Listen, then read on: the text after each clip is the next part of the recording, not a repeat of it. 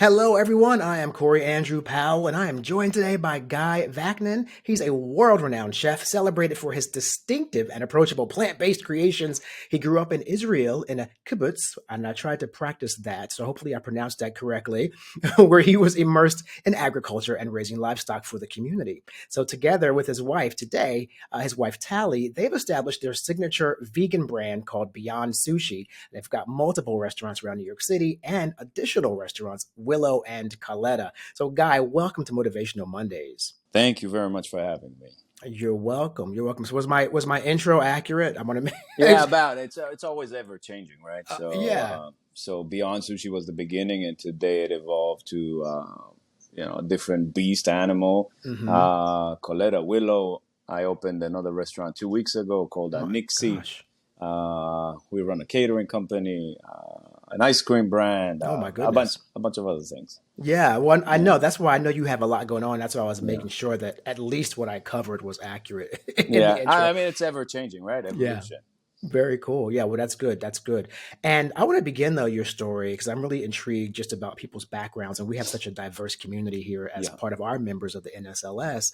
And so I love the story of you growing up in Israel in this yeah, very sort of communal environment because I was researching, and of course the term kibbutz, if I'm not mistaken, it means gathering. Is that yeah. correct? That's Right. right. That's right. And so I just my mind went to like you just as this person really taking in all this knowledge as you're working and learning about things. So tell me about that experience and how it shaped you to be who you are today. So the kibbutz part was a part of my life. I didn't, not my whole childhood was there. So for a fraction of it, I lived in a kibbutz in two of them, one for 2 years and another one for another 2 years. But the kibbutz part is very interesting because it's the only place still in the world where communism, I know it's a bad word in, It is in what it our world, is. but that's where the only place in the world where that concept still exists. So basically, everybody works as hard as they can, and everybody for the community, everybody eats together in the same place. So breakfast, lunch, and dinner you eat in a hall. It's all free. Everybody gets a budget that they can go in the store and buy things. Your laundry is done in the laundromat that people from the kibbutz work in. You go to school in the kibbutz, in the community. So you would go to school and then you have after school programs that you're there. At about 15, you're already working in the fields, pulling carrots and working with livestock and so on. It's a really cool system, great for kids. It's kind of failing lately, and a lot of them are breaking up. But it was very interesting, and it brought a lot of good observation of how life could be and how a community could run, and what working for the next person means, and not just working for yourself. Yeah, I know. I mean, it's funny the term communism when we use it, we definitely have this one distinct idea about what that means. We Yeah, think of like the Cold War with yeah, Russia and this sort of cold, icy environment, but yeah, you described more of something that was almost like a communal environment where yeah. everyone looked out for each other. Yeah, and I think that back in the day when everything was extremely simple and it worked for Israel because it was a growing country and those little communities formed around them, even bigger communities. It's not working today though. Like all communist ideas, at the end, human nature, unfortunately, breaks the utopia of what it could be. But it is what it is. But it was a great experience as a kid. I mean, it was the most the best experience you could have because you're always around other kids. You grow up together. It's life changing in my mind, and you learn the value of work. You wake up at 5 o'clock in the morning and you go to the fields. It's it's important, I think. And then I know you also spent time in the military as well. Yeah, so I grew up. I grew up. My mom and my dad split when I was young, and he came over here. That's how I ended up here, by the way. But I grew up with my mom, and then we went to the kibbutz, and we lived in a small town, probably like 20,000 people at the south of Israel, right by Gaza. actually, which was a weird thing because I had to serve in Gaza afterwards. I was an infantry. It's right close to home, so it's a little bit different than serving in other armies where you're shipped out to other countries. This was like a little bit different, complicated situation.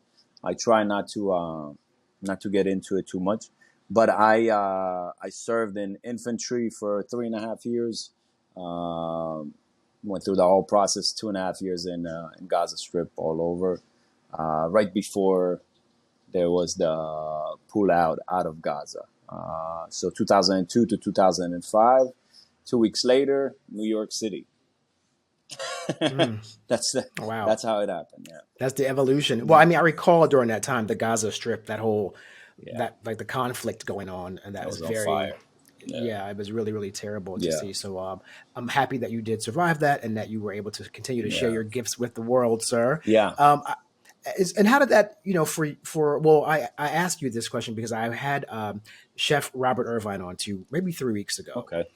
And a part of his story too that was really anchored him in his life was his military experience. So I am going to ask you as well. I mean, what impact did that have on you today as an entrepreneur, or did it at all? Oh, 100% touch in every aspect of my life. I mean, I was as much as I worked in the kibbutz and as much as I valued work, and I saw my mom working really hard, and single mom trying to raise two of us, a 24-year-old, I still was a mommy's boy, and she always took care of me. And then when you go into the army, it puts life and pain and suffering and in a different perspective. You learn how to suffer through things and overcome things that you would never imagine possible, and it shapes a lot going forward. I always give that example. They made us go 80 miles on a trek with 40 kilos on our back, not because we were going to do it in the army afterwards. A lot of it is like a mental training, right? So you do that, and then everything else seems, simple. Seems like, hey, I overcome this, I can do this. So it definitely shaped everything. And in terms of the kitchen, commanding in the army, I had at one point 100 soldiers under me. So commanding in the army, commanding under fire, commanding under pressure, making decisions that are a lot more substantial than, is my food going to come out on time, or, but it's like getting things thrown at you from all angles at all times. And you have to stay calm and make sure that you are making the right decisions and under fire. So it definitely helped start my career. Yeah, I know he has a similar story as well too, and he said it just sort of prepared him for. I mean, if he can make it through that, then he can Yeah. definitely handle like a fire in the kitchen, Yeah. right? Yeah. Basically, Yep. Yep. So It is. that's It very is. It cool. is that tickets coming at you is just like bullets coming at you. Same thing. Right, right. Well, it's really an interesting thing too, because your journey has just been so full of very different nuances, and so I know that you have this sort of not sort of, but you have a passion for this notion that you can start from nothing and achieve your dreams because you've done it. So I am curious to know, like, what are some of the important lessons along the way that you learned while you were from point A with nothing Yeah. to where you are? Beyond Sushi literally started from scratch. So we were me and another guy, and the first restaurant it wasn't even a restaurant. It was a hole in the wall, 12 seats, a counter. So I kind of have a Cinderella story, but I believe from the get-go that the promise of this country is real. You want to put in you need to put in the work. You need to learn, and as long as you're driven enough, and as long as you are disciplined enough, you'll make it. I saw my dad make it. He had also restaurants beforehand. I saw him go from being a police officer in Israel, immigrating to this country, building a good life for himself, doing a lot of work. But we butted heads, so I went on my own way.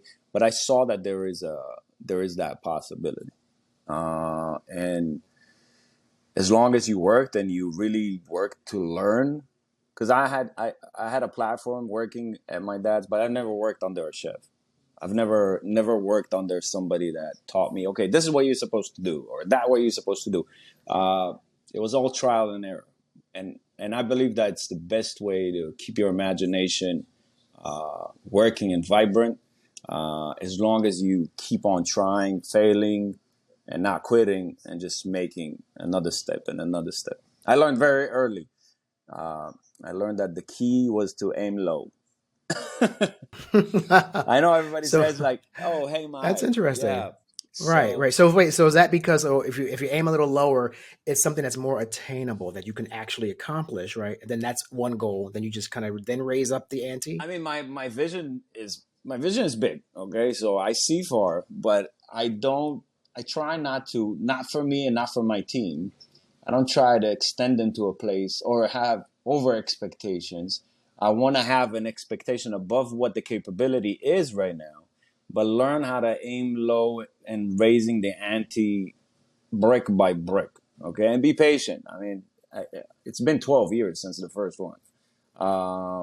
And you have to be patient. You can't expect people or even yourself to know the things that you need to know in 12 years from now. You got to know the things that you need to know now and raise the ante a little bit and raise it up a little bit and bring everybody up with you as you go, or raise the standards. But you can't. Uh, I saw so many people go and try to do a 3 Michelin star right off the bat. No, you can't.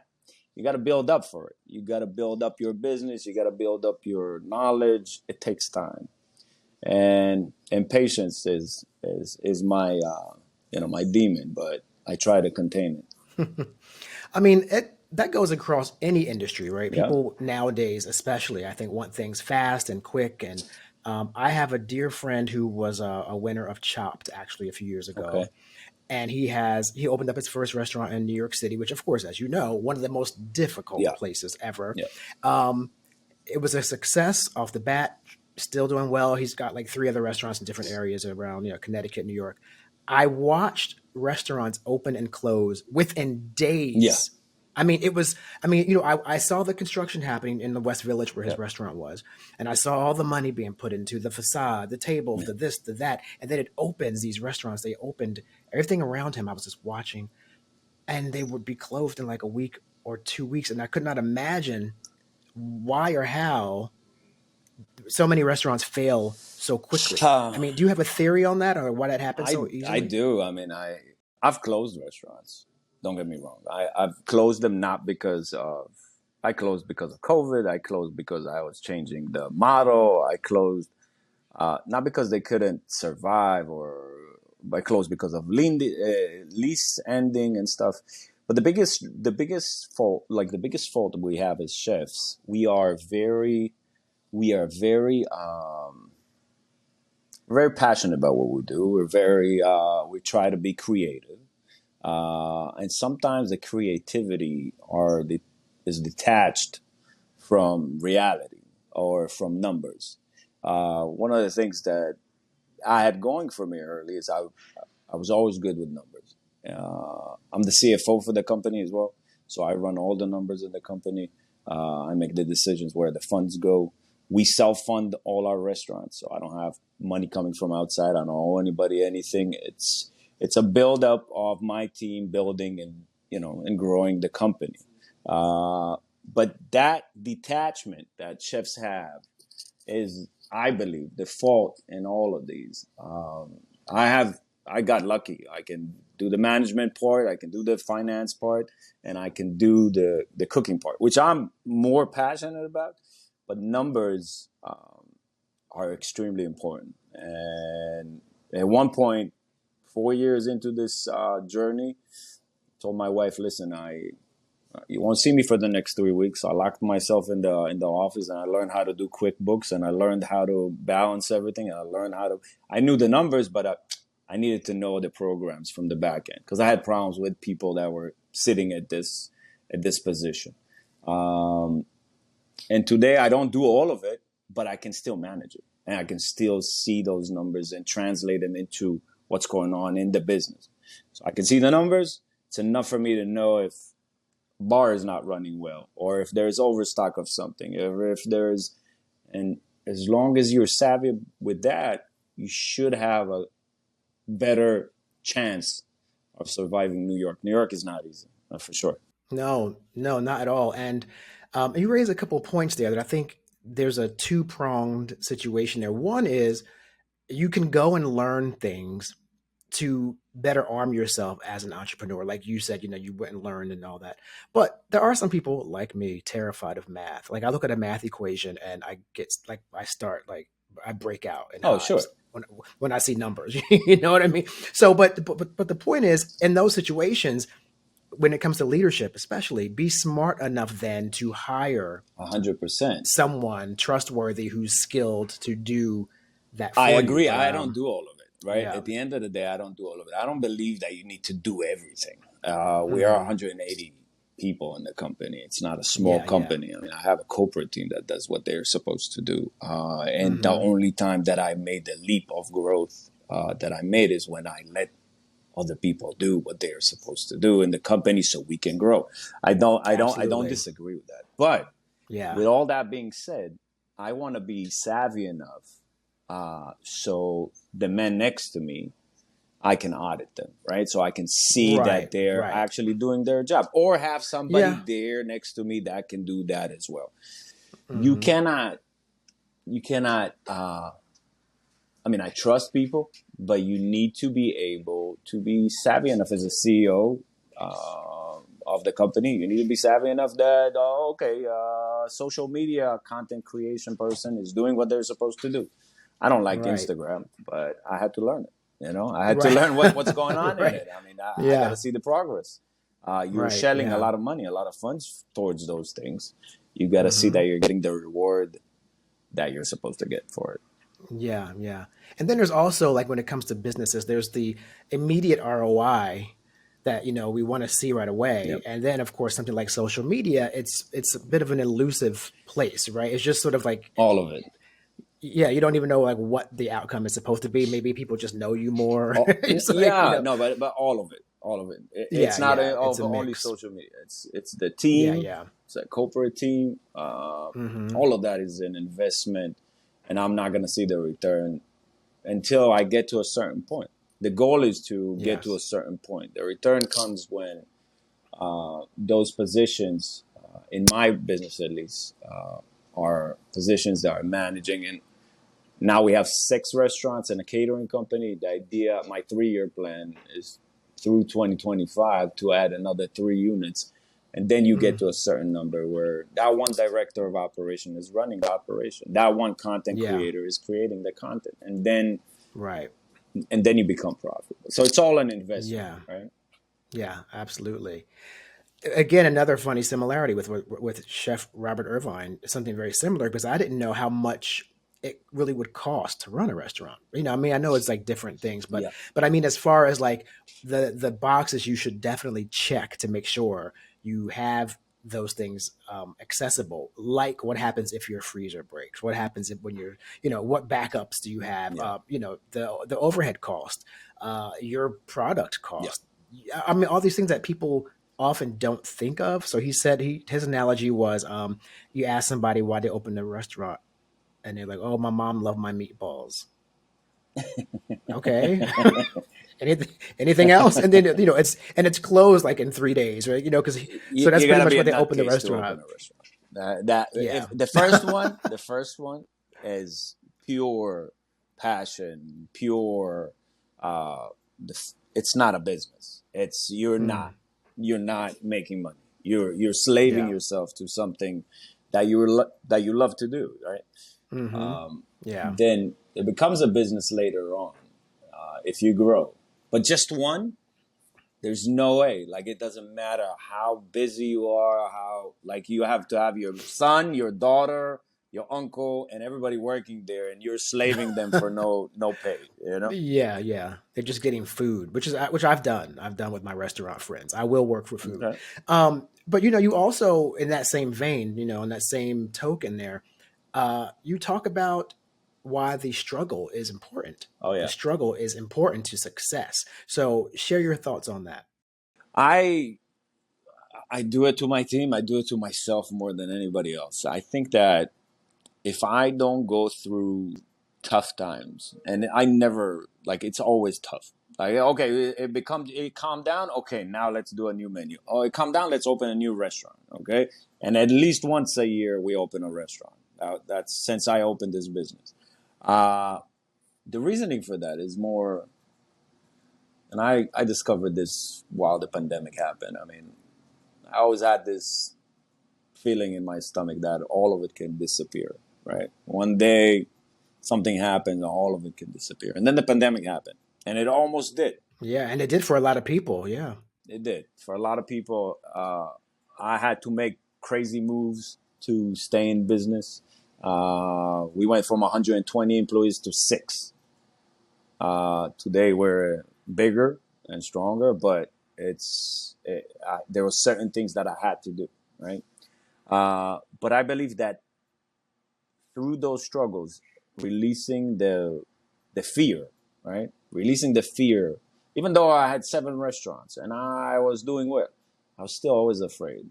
So as soon as I released that fear, as soon as I let it go, Willow came to life, and that took us to another level. And then Coletta came to life, and that took us to another level. And the whole catering thing came to life, and that took us to another level.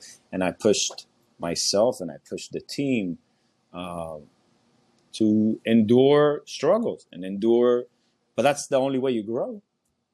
I mean, there is like that you it's like a muscle, right?